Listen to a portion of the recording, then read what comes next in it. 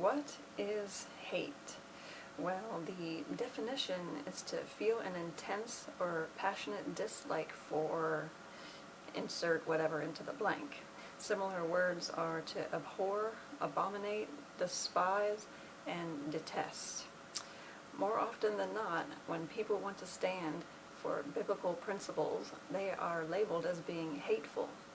As an ex-gay, I remember viewing people who opposed my lifestyle as being bigoted, closed-minded, and of course, hateful.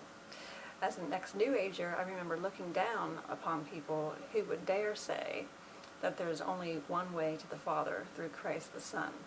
I would think, those people must not be very loving, They leave a lot of people out who don't believe that way, and that's hateful. How hateful is that? I don't want anything to do with being in a group like that. I don't want people to look at me like I'm hateful. I want to be known as loving. But is it really as it seems? What may sound like hate is actually love for our Father's ways and truth. And if there is something that goes against our Father's words, something that He hates, we are to hate it too. Psalm 97:10 says, "You who love the Lord hate evil." You remember those words that I used, a couple of them.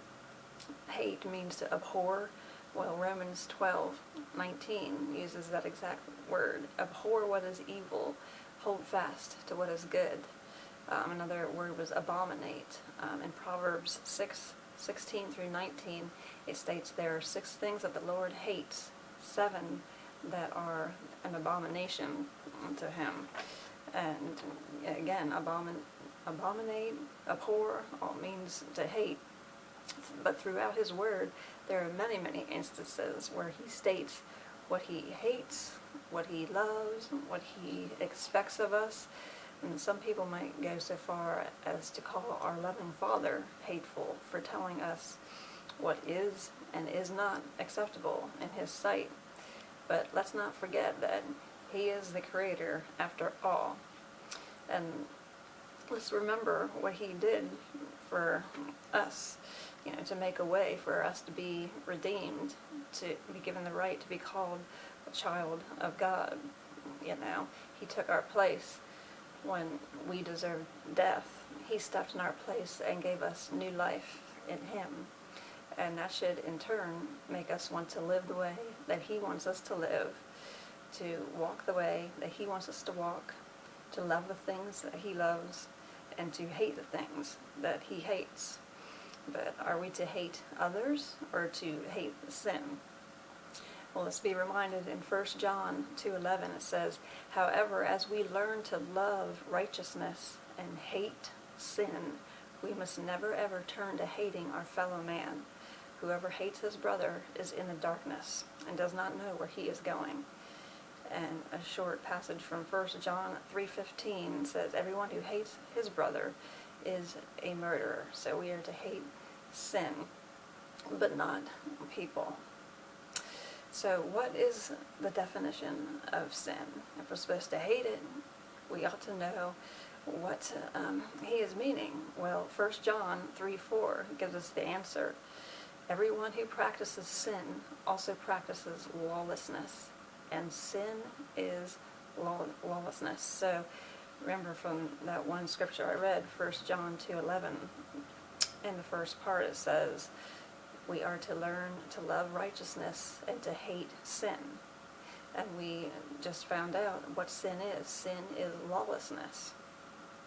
And so it's from not wanting to follow His instructions and His laws and His commandments that we are separated from Him, where we get into following sin instead of His ways.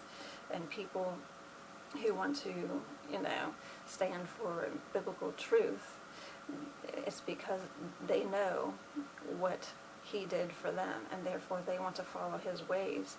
If He's given us words written down to instruct us in how to live and what is and is okay and acceptable, we are to go by His words and not what the majority of the world is doing, right? So he's put that standard in place. So he hates sin, therefore anything against his law, because just as that passage says, sin is lawlessness. And so it's up to us to get in his word and to find out what sin is so that we can abstain from it and love those enough who are caught up in these sinful lifestyles to stand for the truth, which will set them free. And, if you have a testimony to put out there, which, helps shed a new light on the fact that, yes, you can say, hey, I once was involved in this, or once was this, but he brought me out, and I once was caught up and entangled in this sin, or whatever difficulty that you had to overcome, but we are overcomers with him.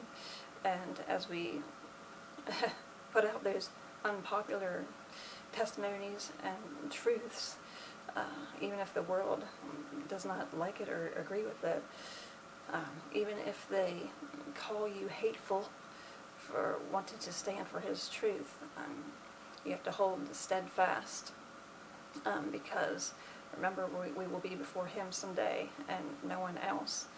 And if you are one of those people who want to call believers hateful for standing for the truth, understand that we have been born again, and he's given us a new spirit, and we want to love the things he loves and hate the things that he hates.